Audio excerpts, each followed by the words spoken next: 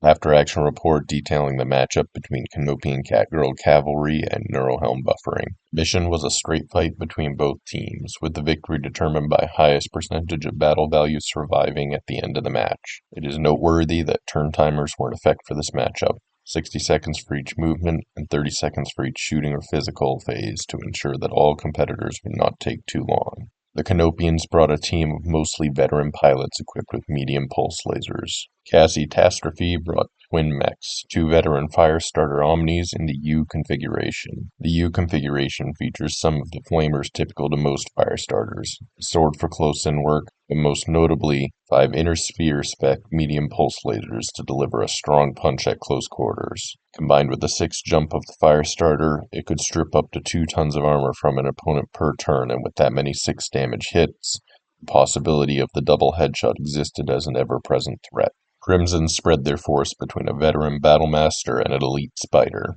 The Battlemaster would provide some long-ranged power with its LRM-20 rack, but the bulk of its force would come from the 4 medium pulse lasers and SRM-6 mounted to its front. Twin and medium pulse lasers would also make the mech dangerous to approach from behind with a lighter mech. An extra light engine would make this mech a little more vulnerable than a standard Battlemaster, but with Cassie's Firestarters providing a much greater immediate threat, the Canopians should be able to have their Battlemaster close in while fire was directed elsewhere and reach its optimal range before the XL engine became an issue. The Elite Spider was lightly armored, but its 2 gunnery combined with dual pulse lasers would make it ideal for hunting down Neurohelm's own Spider. Neurohelm buffering would contrast the Canopians with their wall of slower assault mechs and only a single jump-capable unit.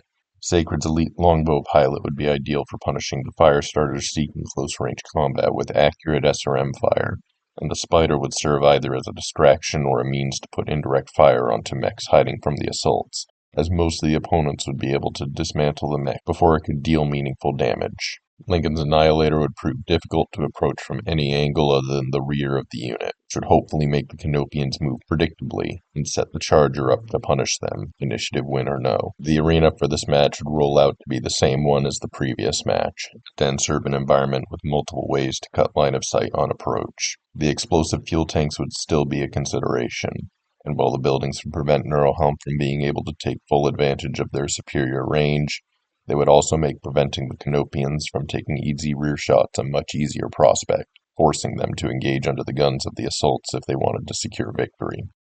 The Canopian Catgirl Cavalry would have their choice of approach for this match, and they opted for the western wall. Consequently, Neurohelm deployed the bulk of their forces to the eastern side of the arena to funnel the enemy mechs into a narrow approach and potentially take advantage of the fuel tanks. The Canopians spread out along their deployment wall in such a fashion that it would enable them to pivot to wherever Neurohelm buffering would end up. In round 1, Neurohelm would file their assault mechs along the edge of the arena, aiming to prevent the more mobile pulse units from taking shots at rear armor. The Canopian jumpers were closed around Neurohelm, getting close enough to be 2 rounds out from close range with the assault mechs. The Battlemaster was walked into the pavement to avoid skidding and placed so that they could be 2 rounds out from closing with Neurohelm, coinciding with the approach of the jumping mechs. Neurohelm's Spider was sent north to provide long-range spotting for the longbow on the slow-moving Battlemaster. Many missiles were launched this round, but the only damage done was to the buildings in front of the Annihilator and longbow. Demolish them to open line of sight on the Battlemaster and Firestarter Pop's fastest line of approach, while giving Neurohelm's mechs some shorter buildings to step up to and take cover behind. Neurohelm kept the Spider in position for round 2 to continue to provide spotting for the longbow and the Battlemaster, but the Charger was also backed up to give the longbow the option of firing indirectly at the much closer and more fragile elite Spider who had run up to the southernmost street to get in position for the next round.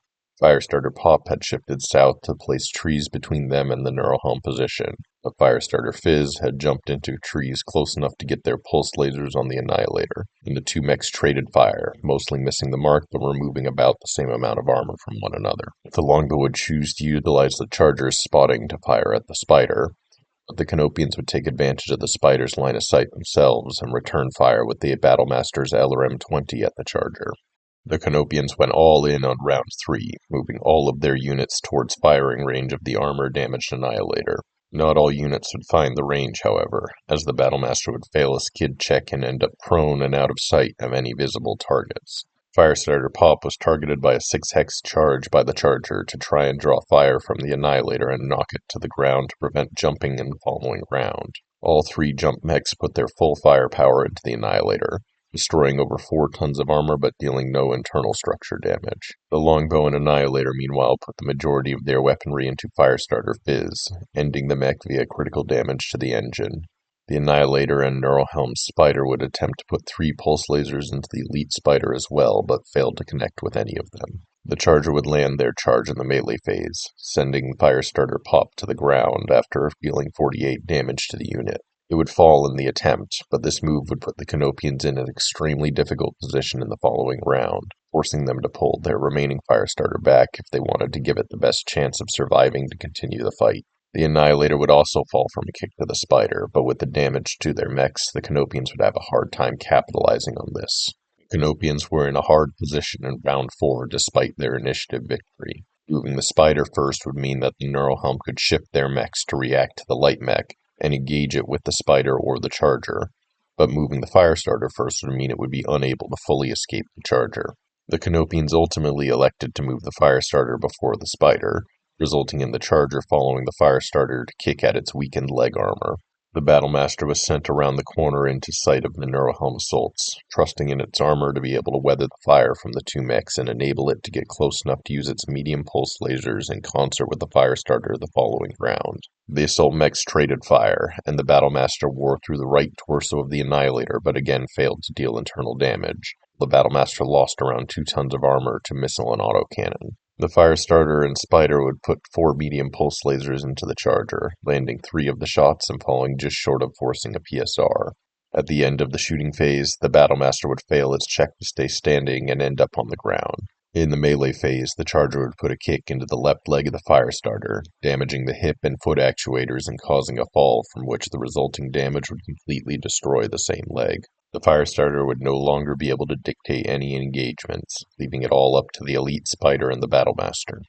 The Canopians successfully stood the Battlemaster up and brought it to medium pulse laser range with the Annihilator. In response, the Annihilator stepped closer as well, gaining partial cover from the Battlemaster to protect its exposed right leg. The Canopian Spider was sent to the heavy woods to gain maximum protection from the Neurohelm assaults while it tried to stop the Charger from being able to attack the prone Firestarter. The following exchange of fire would see the Battlemaster knocked over a final time and damage its half-full LRM ammo bin, which immediately destroyed the right torso of the mech and all the engine slots there. The Firestarter would continue to survive this round, even helping the Spider to destroy a shoulder actuator in the Charger's right arm, but with only 1 mobile mech remaining on the field against 4, the Canopians' prospects were grim. The Canopians would choose to eject the Firestarter in round 6, leaving the Spider to make a final stand against Neurohelm. The Spider would survive this round despite being focused by 3 of the 4 Neurohelm units, but the loss of a hip actuator meant that an attempt to jump in the following round ended with the Spider prone on the ground and passed out from pilot damage. The Charger and Spider would follow up, and it would ultimately be the Neurohelm Spider who would claim the final kill this match, coring out what was left of the Canopian Spider with a medium pulse laser.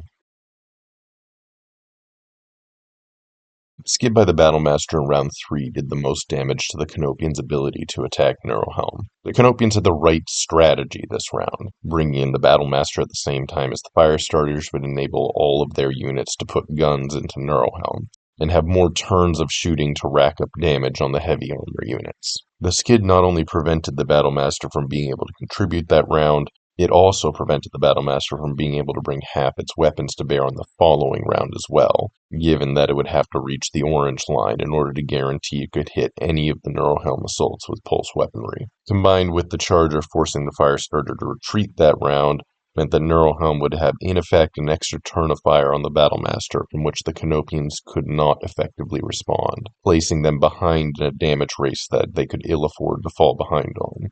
Without this skid, the Battlemaster is able to close to pulse range much faster and become a much more immediate threat, instead of Neurohelm being able to ignore it with their faster mechs. Moving the Battlemaster closer in round 4 was still a sound move by the Canopians. Looking ahead, they would have been able to bring the Firestarter to bear using its jump jets in round 5, and add its significant loadout to the fight for at least 1 more round, potentially distracting Neurohelm and allowing the Battlemaster more time to change the scales. Without that Firestarter, Neurohelm was left free to focus on the Battlemaster, and few mechs survived focused fire for more than 3 rounds.